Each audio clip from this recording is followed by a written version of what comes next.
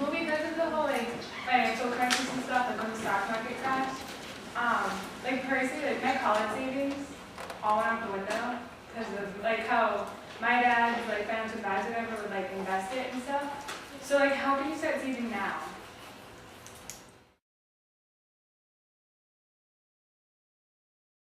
Let's say hypothetically, I have a friend named Nicole, and she has a problem with swiping her credit card too much and spending money that she doesn't really have, but be wise to cut her credit card.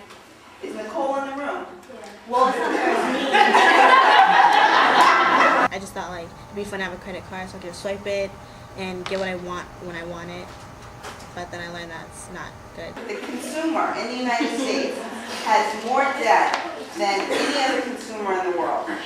Isn't that amazing? Why? Because we have been encouraged on the TV, on radio, to buy. Yesterday, I was at Old Navy spending money I didn't have.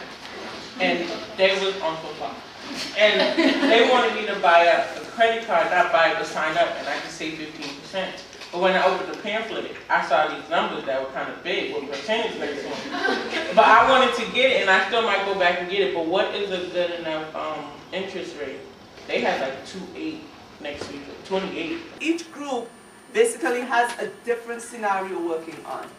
And what we're trying to do is bring these people up to a point. We're taking them to financial freedom. She also drives a car that constantly needs repairing. Her car is worth $1,000. I don't know why it doesn't. It's here, they don't have.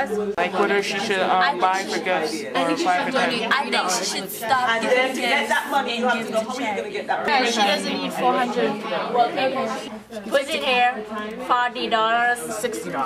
$40. If you're gonna need a combo pass, it's $60 though.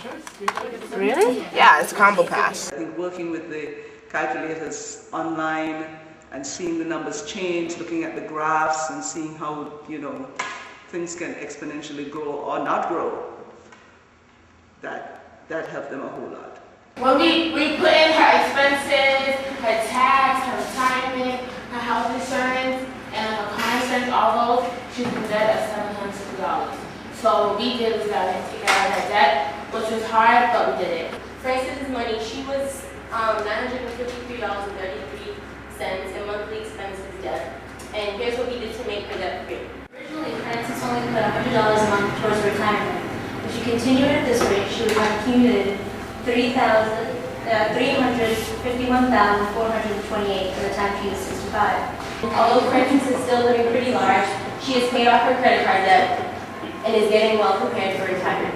One of the best ways of assessing is for them individually to present what they learned, how they work problems out, how they problem solve, how they put it all back together. If you ask anybody, I'm kind of like in debt, I guess you could say. So I've just learned that that's not like a good way to start out, like with a big account being in debt. So I'm trying to save my money and pay off the debt. I learned to keep my fixed costs low so I can fluctuate my variable costs. It's good to start putting money away earlier so that when you're going to retire, you have a good amount of money saved up that you could spend. If you don't have the money to pay for what you're about to purchase with the credit card, then you shouldn't really do it because it'll take you a long time to pay off the credit card debt plus the interest fees, and you'll end up paying a lot more than what you paid for originally. I talked to my parents about it, and I'm telling them they should save their money too. I'm sure we're comfortable now, but I'm sure it would be more useful in the future. So. I think most classmates realize that now they have to go to college and try to get their bachelor's, because without that, you're making less than $18,000 a year. If the class were longer, is there anything you wish they would have gone into more depth with?